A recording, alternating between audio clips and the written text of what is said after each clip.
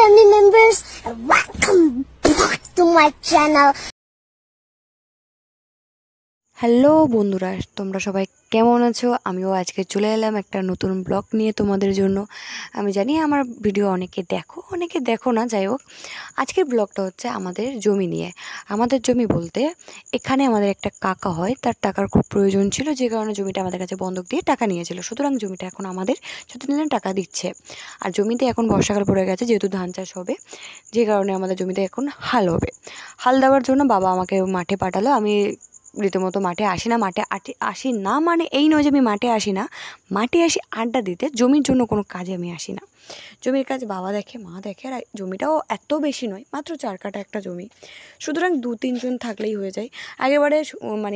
আগের বছরে বর্ষাকালে জমির চাষ করেছিল আমার দাদাই ধান বুনেছিল।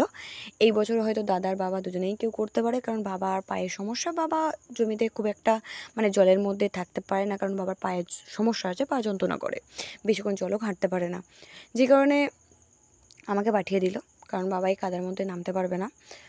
সে কারণে আমি চলে এলাম মাঠের মধ্যে। আর যিনি হাল করছেন ওনাকে বলতে হবে দুধ চাষের হাল দিতে। দুধ চাষের হাল দিলে মাঠে যে ঘাসটা আছে পুরোটা গড়া সমেত উঠে যাবে। আর আরেকটা ব্যাপার হচ্ছে, কাদাটাও ভালো করে সুন্দর হতে হবে, তবেই না ধান চাষটা ভালো হবে। তো সেই কারণে আমি এখানে বলতে এসেছি দুধ চাষের জন্য। আর এখানে দেখতে পাচ্ছ কত কাদা, আর এই কাদার জন্য আমার আসতে ইচ্ছা করে না।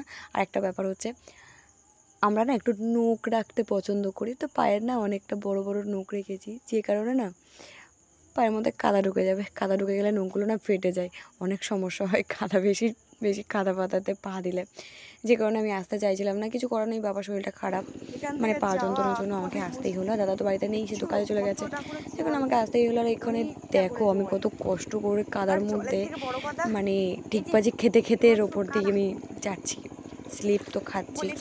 ভাবছি ফোনটা নিয়ে না আমি কাদার মধ্যে পড়ে যাই, কাদার মধ্যে পড়ে গেলেই ব্যাস হয়ে গেল। আমার একটাই মাত্র ফোন, তাও আবার 5000 টাকার দামের ফোন, আমার দামি ফোন নয়। তো তোমাদের জন্য আমি কষ্ট করে মাঠে নেমে পড়েছি তোমাদের একটা ভিডিও দেখানোর জন্য। আজকের ওয়েদারটা এত সুন্দর না, আমার খুব ইচ্ছে হলো। প্রথমে আমি একবার বাদায় এসেছিলাম, যাই হোক একটা কথা বলে দিই, আমাদের গ্রাম সাইডে এটা বাদা বলা হয়, মাঠও বলা হয়, কিন্তু আমরা বেশিরভাগ ছোটোবেলা থেকে বলে এসেছি বাদা। যাই হোক আমি বাদাতে একবার এসেছিলাম, এসে দেখে গেছি লোকটা আমাদের জমিতে হাল দেয়নি, দেবে। তো ওনাকে বললাম দু চাষে হাল দিন আমাদের জমিতে। বাড়িতে চলে এসেছি, বাবা আবার বললো যে দু চাষের জন্য, সেই কারণে আমি আবার এলাম। আর একটা কারণ হচ্ছে দ্বিতীয়বার আসার জন্য ফোন নিয়ে আমি চেয়েছি, আজকে এত সুন্দর দৃশ্যটা আমি প্রথমে দেখেছি, আমারও ইচ্ছে হয়েছিল আমি ফোনের মধ্যে ভিডিওটা করবো আর তোমাদেরকে দেখাবো। সেই কারণে আমি আবার ফোনটা নিয়ে চলে এলাম মাঠের মধ্যে তোমাদেরকে ভিডিও দেখার জন্য। তো এখানে এসে আমার আরও এত বেশি ভালো লাগে না, এত সুন্দর দৃশ্য না, আকাশের মেঘলা আকাশ, সুন্দর একটা দৃশ্য। আর তারপরে হচ্ছে আমাদের মাঠের মধ্যে প্রচুর বক এসছে, এত বক এসছে না, দেখতে খুব ভালোও লাগছে। আর যাই হোক আর একটা কথা বলে দিই, আমি ফিল্টার লাগিয়েছি বলে আমি এত সুন্দর ফর্সা লাগছি। আমি রিয়েলি এত ফর্সা নয়, আমি প্রত্যেকটা ভিডিওতে বলেই দিই যখন আমি ফিল্টার দিই, আর আমি বেশিরভাগ ভিডিওতেই ফিল্টার দিই। যাই হোক ওই দূরেই যে গাছটা দেখা যাচ্ছে না, ওই দূরের গাছে আমরা প্রত্যেক দিন আড্ডা দিই, ওটা হচ্ছে আমাদের আড্ডা দেওয়ার জায়গা। আমরা বলতে আমি, আমার বোন আর একটা বোন, টোটাল 3টে মেয়ে, আমরা ওখানে বসে আড্ডা দিই, ভিডিও করি, গল্প করি, শব্দ করি, অনেক কিছু মজার।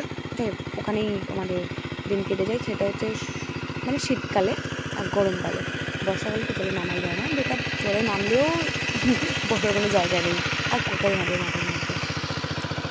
দেখতে খুব ভালো লাগছে, এই যে প্রাকৃতিক যেটা দৃশ্য দেখছি না, এগুলো দেখে আমার যেন মনে হচ্ছে যে কেউ ছবি এঁকে দিয়েছে, একটা কোনো বড় আর্টিস্ট যে ছবি এঁকেছে, যেটাকে আমি দেখছি। এত সুন্দর দৃশ্যটা না দেখছি, মনে হচ্ছে না যত দেখছি তত যেন কম পড়ে যাচ্ছে, এত ভালো লাগছে। আর আরেকটা জিনিস যেটা হচ্ছে, বর্ষাকালে না আকাশের মেঘলা দিনগুলো দেখতে খুবই সুন্দর লাগে, চারিদিকে সবুজ আর আকাশটা নীল হয়ে থাকে, চারিদিকে মেঘ জমে থাকে, কিছু কিছু জায়গায় অন্ধকার, কিছু কিছু জায়গায় সূর্যের আলোয় চারিদিক থেকে রোশনি বেরিয়ে যাচ্ছে, এত সুন্দর দৃশ্য লাগে না, দেখতে খুবই ভালো লাগে। এটা বেশিরভাগ দেখা যায় বর্ষাকালে, শীতকালেও দেখা যায়, তবে এত সুন্দর দৃশ্যটা দেখা যায় না। তো এখানে এসে আমি তো খুবই ইচ্ছা করছিল আমি ভিডিও করবো, আর ভিডিও করেও নিয়েছি। এখানে আরেকটা জিনিস দেখলাম, প্রচুর বক এসে, তার একটা কারণ হচ্ছে এখানে না প্রচুর শামুক, কেরি, এগুলো হচ্ছে না যখন হাল করছে না মাটির নিচ থেকে উপরে উঠে আসছে, ওগুলো খাওয়ার জন্য প্রচুর চলে আসছে, আর বেশি ভিড় হয়ে যাচ্ছে আমাদের জমিতেই হাল হচ্ছে, আমাদের জমিতে প্রচুর ঘাস হয়ে যাচ্ছে, আর এখানে দেখো এটা বলে হাওয়ার গাড়ি।